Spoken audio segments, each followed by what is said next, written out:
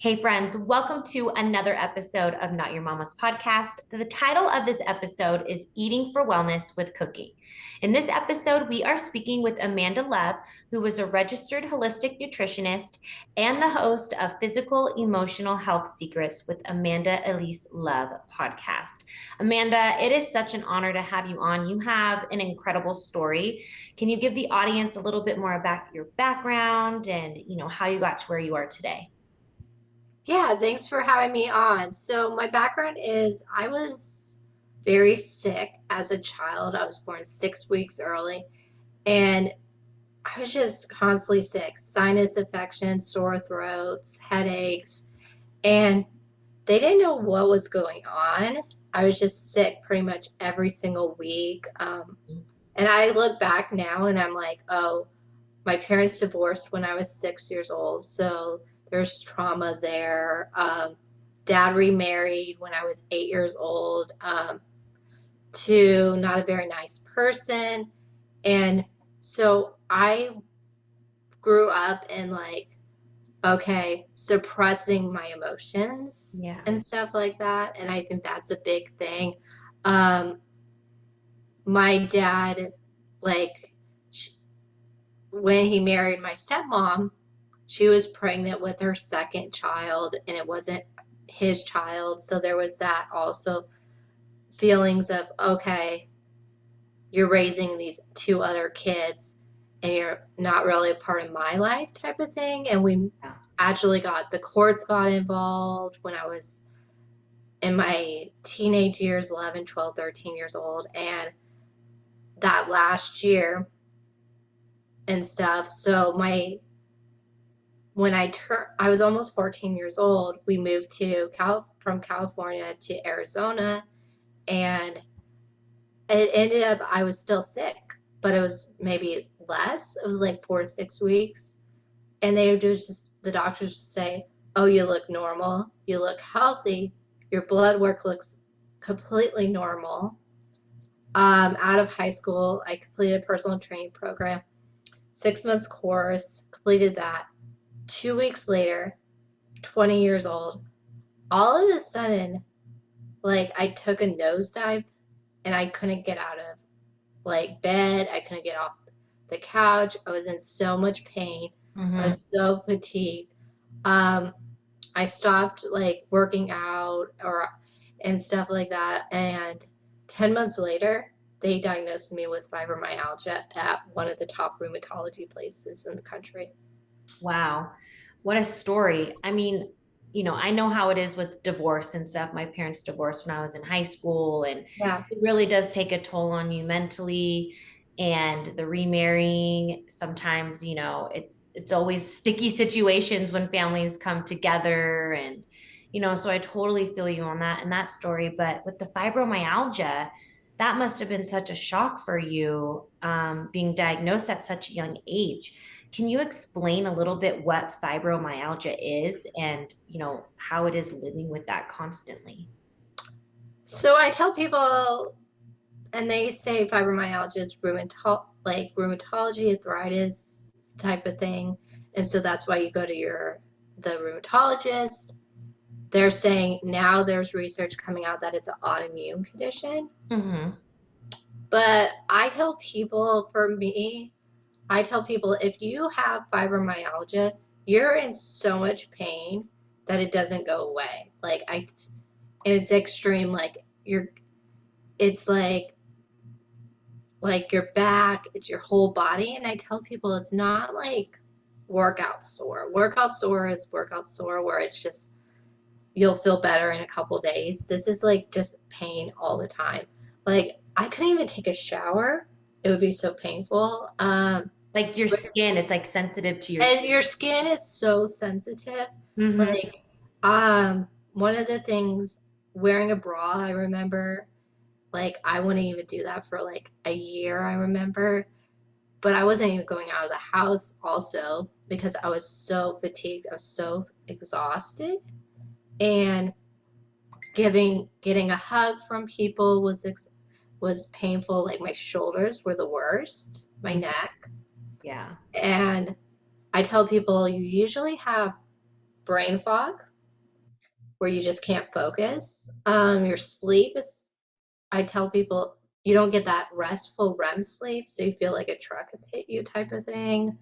Um, you might have some digestive issues, but the biggest things are pain, fatigue, and sleep are the top three. How did they end up diagnosing you? Because I know previously you were talking about the doctors looked at your blood work and everything was fine back then. But how did they end up diagnosing you with that? Um, yeah, that's the thing now. That's the thing. It's like it's not the greatest way to diagnose someone, but you have these little marks like on your body of like trigger points, Mm-hmm. and they'll touch like your neck, your back, and your shoulders.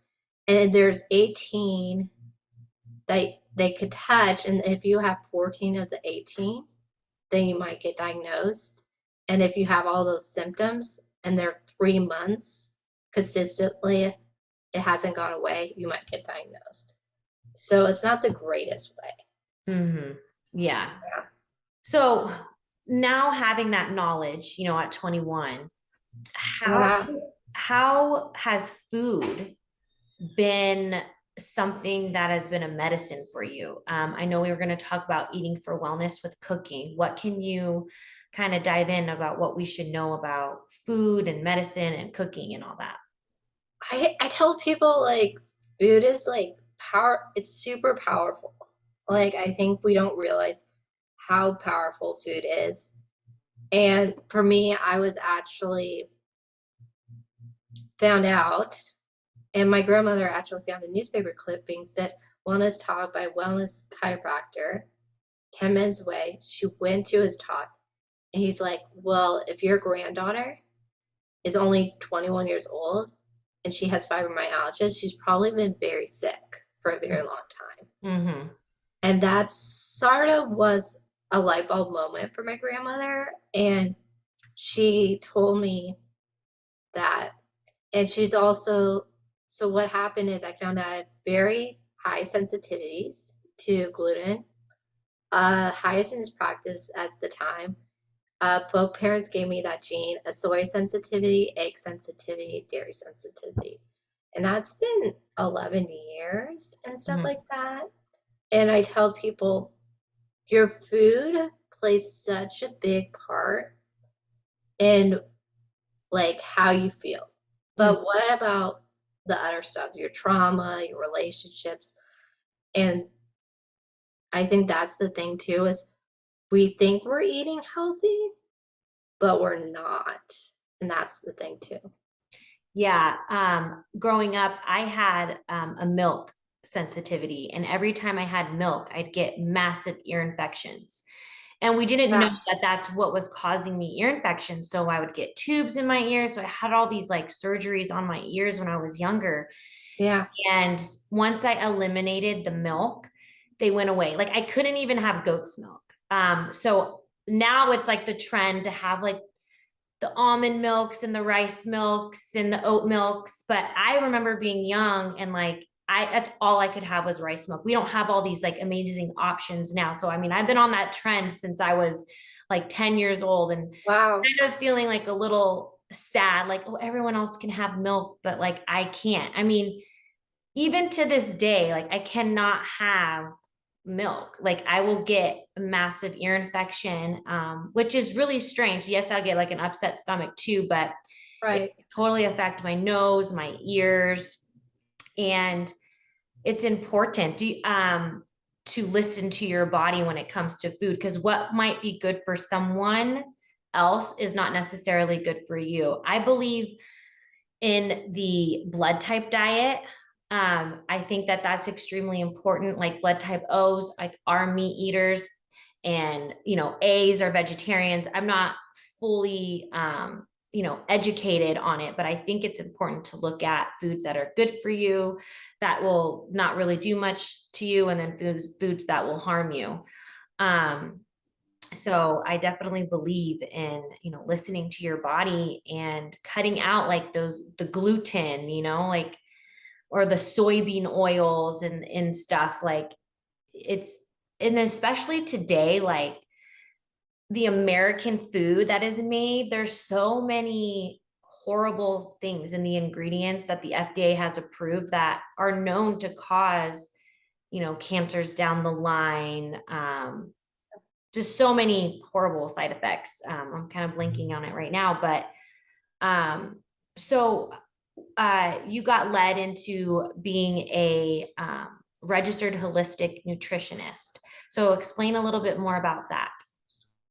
Yeah, so when I did the personal training program, it had nutrition, but I was like, okay, when I was going out of high school, I was like, I love fitness, I love nutrition.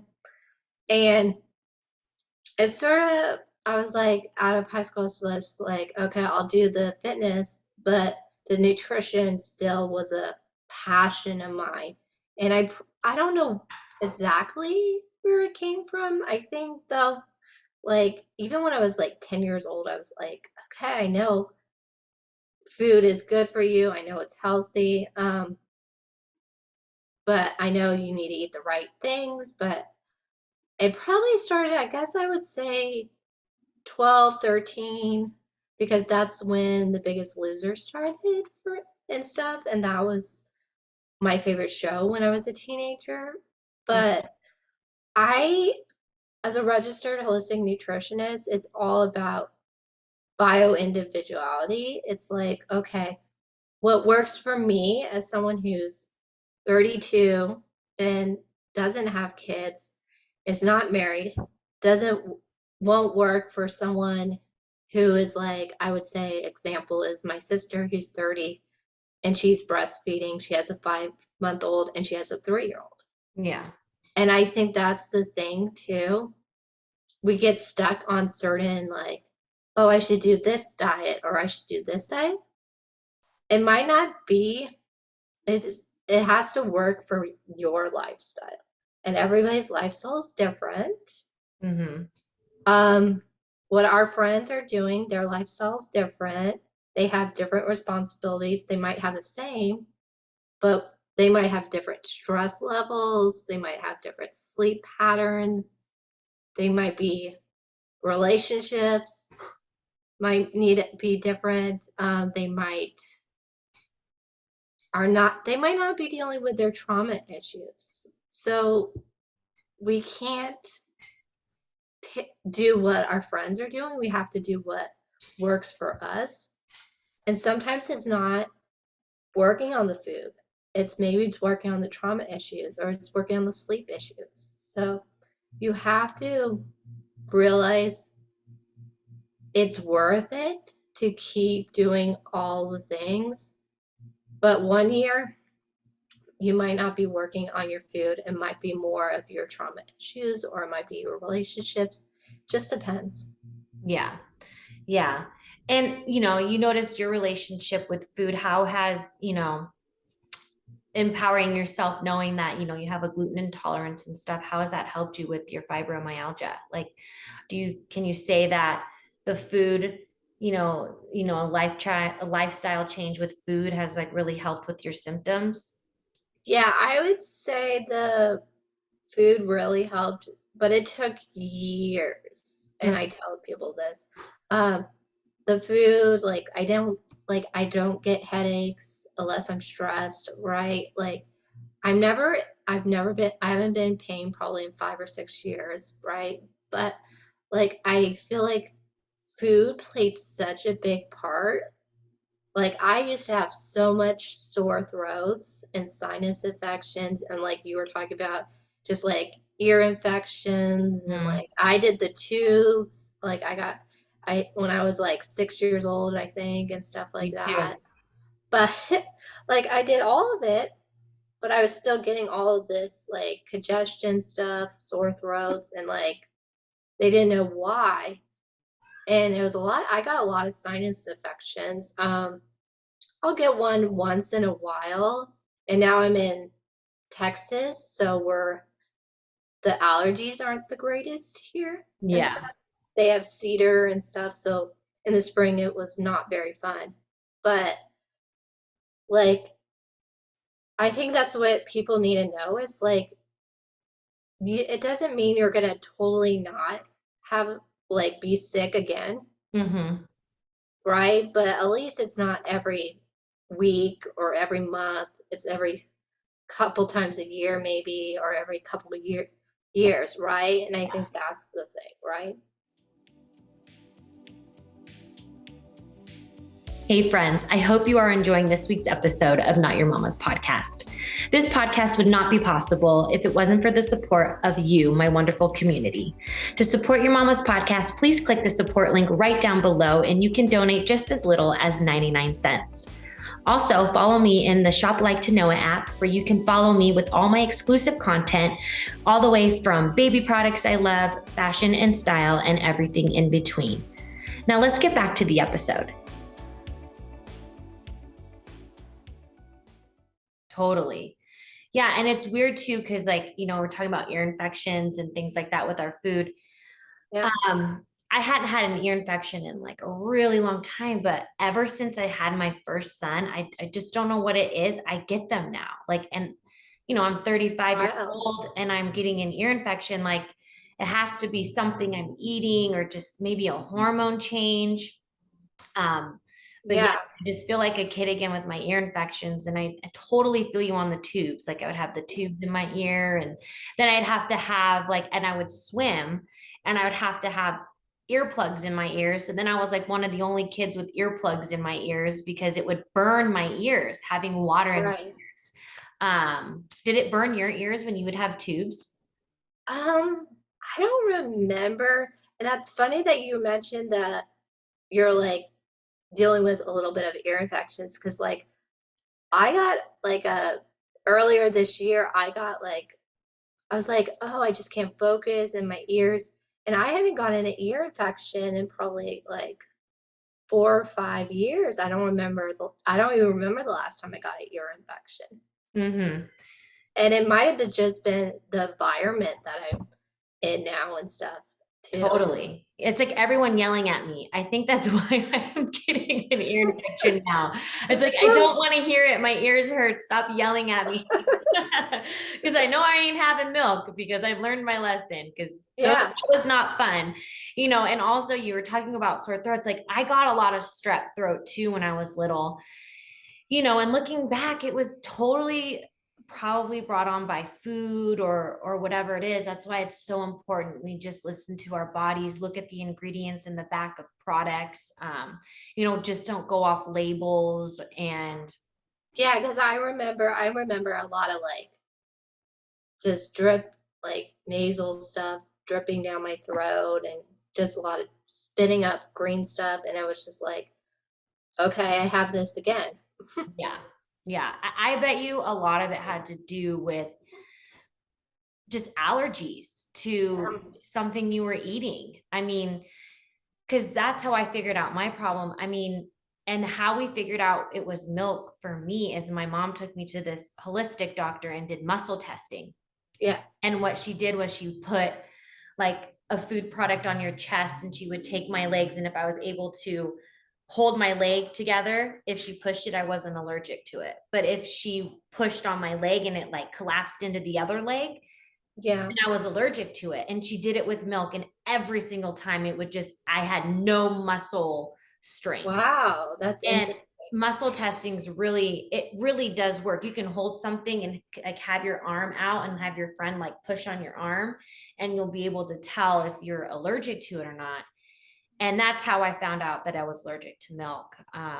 And once I eliminated that, it was no more ear infections. And I even like would do a test, like, oh, I'm going to try milk. Like I didn't want to believe it. And then I Right. do it. And then it was like, boom, flared up, major ear infection. Um, yeah. So muscle testing's really important and something that people can try doing to figure out if they're like allergic to something or it's not good for their body. Yeah, I believe he did blood testing, but it's been so long ago. I Yeah. can't remember. Yeah.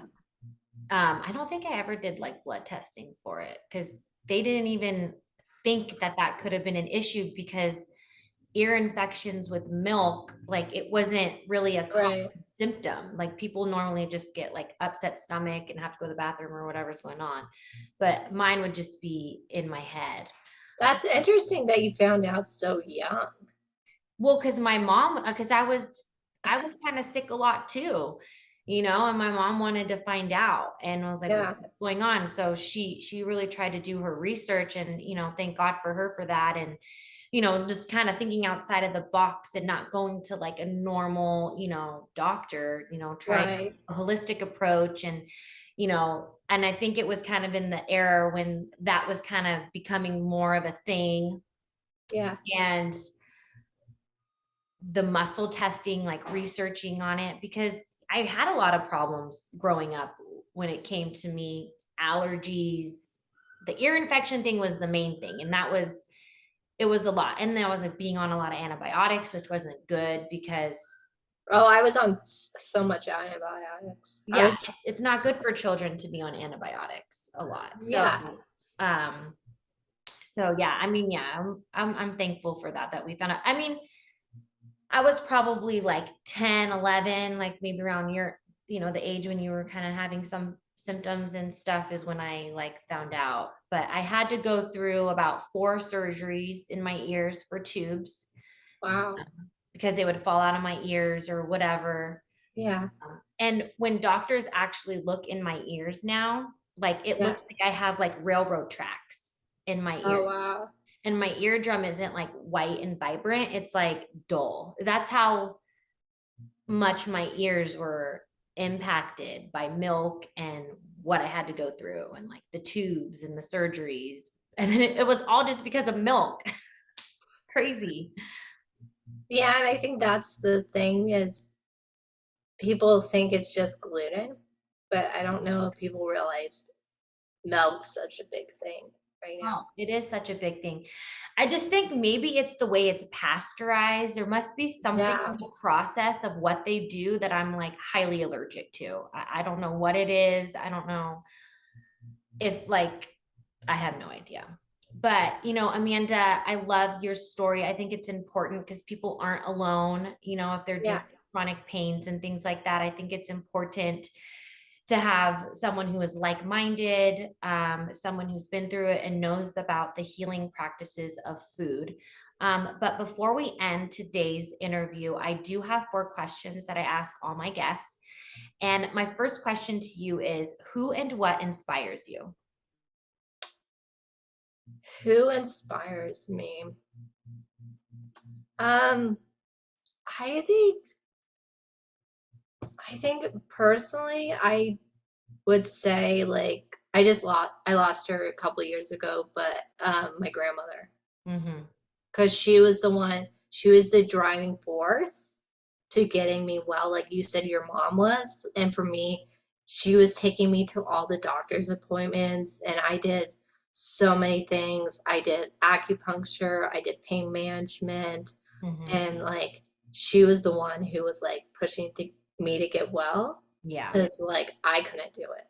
Yeah, we always need like an advocate in our lives to kind of help us, especially when we're young. We can't drive ourselves to the doctor's appointments, make the appointments, So, Yeah. well, and I feel like everyone's in our life for a reason. And it was such a blessing that you had, your grandma to help you and fight for your wellness. Um, Yeah. and so my second question is, what is something you wished you knew when you were younger? I would say that I think for me, it's everything's going to work out. Whatever it is, your health, your whatever, your career, your whatever it is, it's all going to work out. And that's something I would actually say to myself right now. So, because like I've been here for a year and it's just been quite a crazy year and stuff like that. Yeah. Did you just move to Texas I've been here for 1 year. for 1 year? Yeah. So I mean, it's new. I think a year is still new. And I just moved to Las Vegas from California. I've lived in California for 35 years and Yeah. now I'm here in Las Vegas. So a move can totally like not wreck you, but change your brain a little bit. You try to get Well, back. it's very hard because you're starting from scratch Yeah. with everything, and it's with whatever, your career maybe, or your friends, or your Usually it's whatever. all of it. Mine is all of it. Like, I don't have anybody in Austin, Texas, and so I had to start over with friendships, with career, finding a church, and, like, Yeah. dating is was added last month. So it's, like, been all of it. So it's not the easiest thing, and I think that's the thing I tell people, but at least you look back and be like, "Okay, I have made progress." Yeah. Even if you don't feel like you have. And it for me, maybe I haven't made progress in certain areas, but I've sure, like, grown as a person this past year. And that's like, no one can take that from you, the No. growth in yourself. And you're learning probably so much about yourself right now and your limits and like where your struggles are and like how to overcome them. And, Yeah. I'm right there with you. I mean, I think, what's different is like, I did move with my family, but, I got to start over in social circles. And Yeah, it's hard. yeah, I moved. So a little bit, I grew up in Northern California, born and raised in Monterey, California. So, Yeah. I had like my core center there. And then about 8 years ago, I had just up to move down to Southern California and I knew like no one down there. Right. And it really tested me. I was like, what am I doing? Like, I know no one and I'm here. But I mean, at least I was still in California. uh, Yeah. but, I had to really step out. I was like on Meetup and join. I've done Meetup, I've done all of it. Yeah. And It's was it's we it's a crazy, and I think that's the thing, you sometimes you get a little burned out of meeting people, and making those close friendships is not always the easiest thing. It's But not.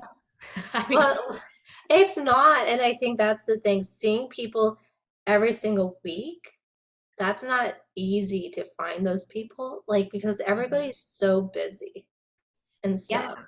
And no one's as friendly as they used to be. I remember reading the Dalai Lama, The Art of Happiness, and there was like a Yeah, part of it in there that, people can be neighbors with someone for years now and no one knows their neighbors. But like, back in the 40s and 50s, everyone knew everyone on the block. Like they would bring like over a pie or something to their neighbors, like welcome them to the neighborhood. And like it's just not like that anymore. People like don't trust people and now people are only friends with like their cousins, or their family members. It's hard. And especially if you're not going to a workplace regularly, it's yeah, hard to meet people.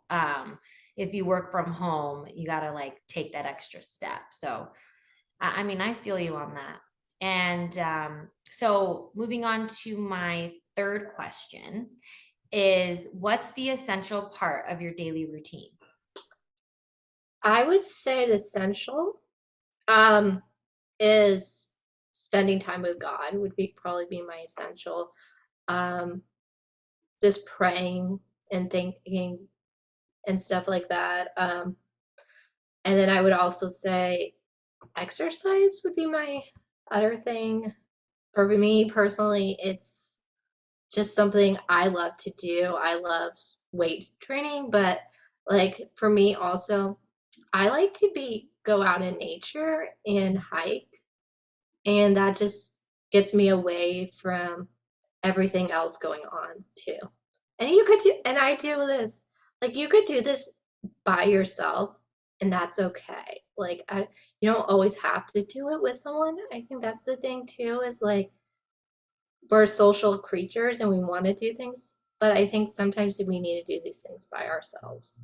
100% agree. I think taking a walk in nature by yourself is so awesome because then no one's interrupting your thoughts and having to talk about whatever it is you guys are talking about, it's important to have a talk with yourself and internal dialogue of what's going on. And Yeah. I always feel like it's very like a reflective moment, and it just hits you differently when you're walking by yourself in nature. Yeah, and I think that's the thing too. So a couple of days ago, I was like, I'm gonna go for a hike, and I was like, you know what?